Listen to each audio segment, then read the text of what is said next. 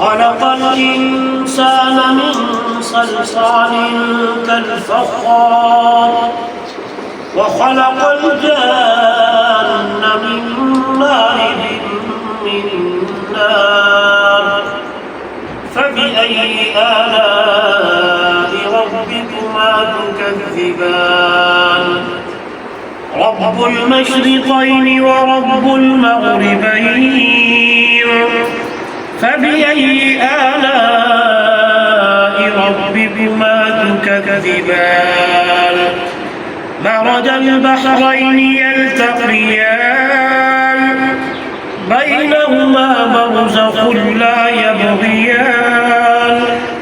فبأي آلاء ربكما تكذبان يخرج منهما اللؤلؤ والمرجان فبأي آلاء ربكما تكذبان كل من عليها فان